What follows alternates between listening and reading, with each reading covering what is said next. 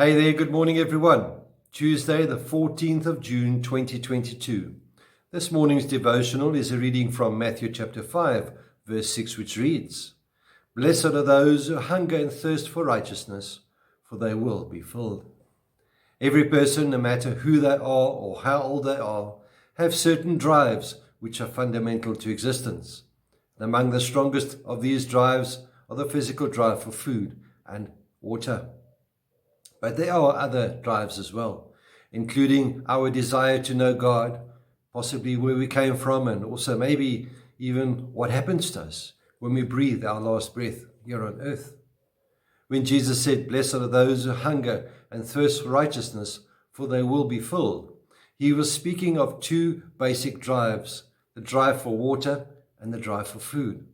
But he applies them to a spiritual hunger and thirst for God. Just for the sake of clarity, let's observe what Jesus did not say. He did not say that those who hunger and thirst for a better position, a higher salary, or one with more benefits, or a more beautiful body would find satisfaction. But those who hunger and thirst for righteousness would be filled. In other words, those whose driving force is a thirst for God would be completely satisfied.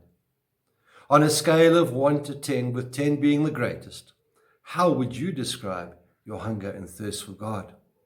Of one thing you can be sure, every person is driven by something, and when our priorities go out of sync, our passion for God, somehow or the other, always gets shortchanged. Jeremiah records in Jeremiah chapter 29, verse 13, "You will seek me and find me when you seek me with all your heart." From the beginning of time, God has always listened to the cry of the person who in honesty and humility says, "God, I need you." And in this, we find the permission that we are able to call out to God at any time when we're in need or not. We need to relate to this promise that Jesus made. And he says emphatically that your hunger and thirst for God would not go unnoticed. But there's also another thing that Jesus never said. He never said that in order for you to be blessed by God and to be heard by God, that you first need to get your act together, that you need to first get your house in order. He never said that. He simply promised the blessing of fulfillment for those who hunger and thirst for righteousness. My dear friends, Jesus reminds us when he says, "Come to me, all you who are weary and burdened, and I will give you rest. Take my yoke upon you and learn from me, for I am gentle and humble in my heart, and you will find rest for your souls." Let us focus on what we hunger and thirst for.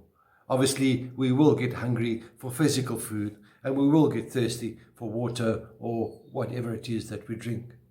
But let us remember that each and every one of us have this deep desire in us where we hunger and thirst for God's righteousness. May the Lord be with you. May he bless you.